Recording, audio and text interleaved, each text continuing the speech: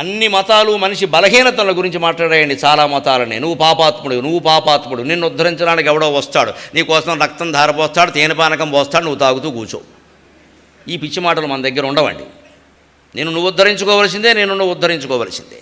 నీకోసం ఎవడో రాడు, ఎవరో వస్తారని ఏదో చేస్తారని ఎదురు చూసి మోసపోకుమి, నిజం మరిచి నిద్రపోకుమి అంటాడు మహాకవి శ్రీశ్రీ. అదే లెక్క మనకి. ఎవ్వరు రారు మన కోసం, ఎవరో అవతరిస్తారు, కష్టాలు తీరుస్తారు. లేరమ్మా, మన కష్టాలు మనం తీర్చుకోవలసిందే.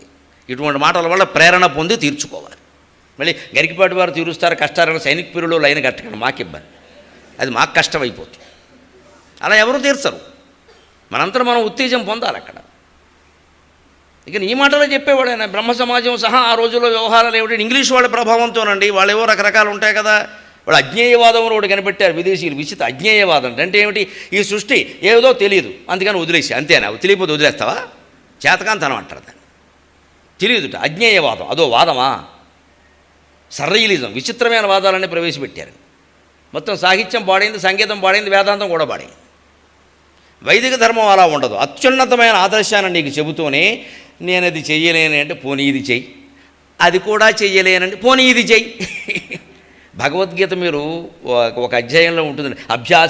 అభ్యాసేప్సమ అసమర్థోసి మత్కర్మ పరమోభవ మదర్థమపి కర్మాణి కుర్వన్ సిద్ధిమవాప్స్యసి. అర్జున, మనస్సుని గ్రహించుకోవడం కష్టం అంటాడు అర్జునుడు. అంటే మనో దుర్నిగ్రహం జలం వాయోరివ సుదుష్కరం, గాలిలాగా మనస్సును ఆపడం కష్టం అంటే నిజమే. ఓ పంజి అభ్యాసేన చ కౌంతేజ వైరాగ్యేణ చ సిద్ధ్యతే. అభ్యాసం చేయవయ్యా, యోగాభ్యాసం అన్నమాట, ప్రాక్టీస్ కాదు. యోగాభ్యాసం చేయి, ప్రాణాయామం చేయి, శ్వాస మీద దృష్టి పెట్టు. మన శ్వాసను బట్టే మనస్సు అండి. శ్వాస మీద దృష్టి పెట్టు, ఉచ్ఛ్వాసని నిశ్వాసని అలాగే గమనిస్తూ, పైకి వెళ్ళే శ్వాసని కిందికి వచ్చే శ్వాసని అలాగే గమనిస్తూ ఓ మూల కూర్చోండి, మనసు ఆగిపోతుంది.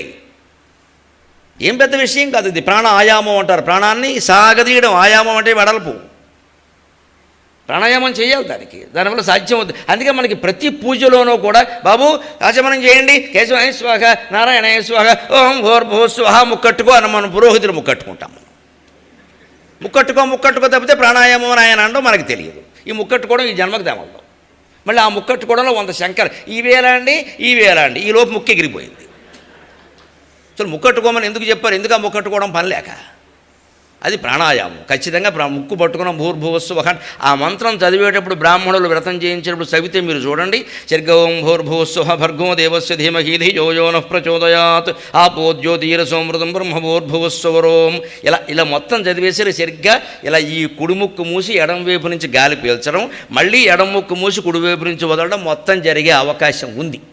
ప్రాణాయామానికి సరిగ్గా సరిపోతుంది. అంత సమయం ఇచ్చే వాళ్ళు మంత్రం చదువుతారు. మనం చదవనిస్తేగా ఇలా పట్టుకోగానే మూసేసి తర్వాత అక్షింతలు చౌదరి గారు వచ్చారా, శర్మగారు వచ్చారా, రెడ్డి గారు వచ్చారా, వారందరూ వస్తారు. సత్యనారాయణ స్వామి రావుడు, ఆయన అన్నవరంలో కూర్చుంటాడు. అక్కడ ఎవడో రిక్షావాడు ఆయన కోసం ఎడుస్తున్నాడు. మన గొడవ మంది. ఈవిడికి అంతకంటే పట్టుచీర కట్టేసి పట్టణ నగలన్నీ పెట్టేసి ఇంకా ఇలా తిప్పుకునే అలాగా తోడుకోళ్ళు వచ్చిందా ముందు ఆవిడ చూడాలి, అసూయ పడాలి. మనకి అక్కగారు ప్రథమ మిత్రురాలు, తోడుకోళ్ళు ప్రథమ శత్రువు. ఆవిడ చూడాలి, అబ్బా అనుకోవాలి. అప్పుడు ఈవిడికి ఒక సెల్ఫీ దిగాలి, అది 10 మందికి పంపాలి. ఈ శత్రుత్వాలు ఏమి అంతఃపుర శత్రుత్వాలు పోకుండా అసెంబ్లీలో శత్రుత్వాలు పోవండి, నన్ను నమ్మండి. అసెంబ్లీలో శత్రుత్వాలకు మూలం అంతఃపుర శత్రుత్వాలే. ఇంట్లోంచే వెళ్ళారు ఈ నాయకులందరూ, అందుకే కొట్టుకు చదువుతున్నారు అక్కడ. వాళ్ళకి నేర్పిన సంస్కారం అంతా ఇదే. ఇది ముందు పోవాలి. అంటే ప్రాణాయామం సరిగ్గా చేయి. ఎందుకంత తొందరపడుతున్నావు? అలాగే 3 సార్లు చెయ్యి, కనీసం ఒక్కసారైనా చేయి. అప్పుడు అవును, అప్పుడు పూజలో కుదరదు, తర్వాత అయినా చేయొచ్చుగా.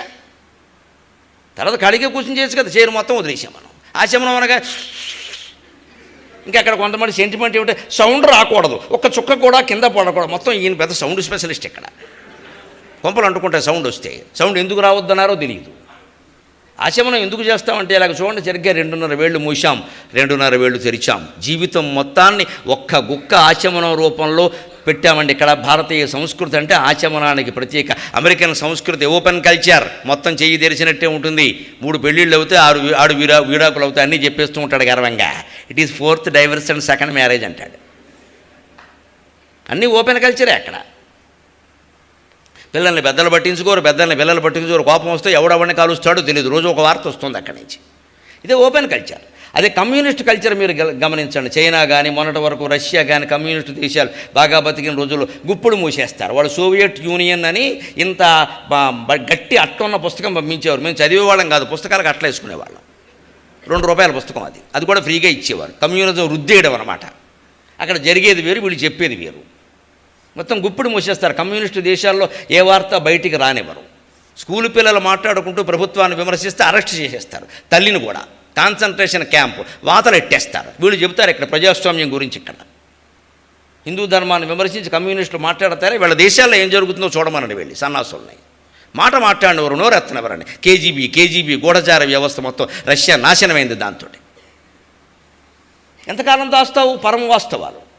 అమెరికన్ ఓపెన్ కల్చర్ అరచేయి తెరిచినట్టుగా ఉంటుంది, కమ్యూనిస్ట్ కల్చర్ గుప్పిడి మూసినట్టుగా ఉంటుంది. మన భారతీయ సనాతన ధర్మ సంస్కృతి సగం మూసి సగం తెరిచి విచక్షణాత్మకంగా ఉంటుంది. 2:30 మూసాం, 2:30 తెరిచాం. కేశవాయ స్వాహ, నారాయణాయ స్వాహ, మాధవాయ స్వాహ. ఇది ఇండియన్ కల్చర్, ఇది భారతీయ సంస్కృతి.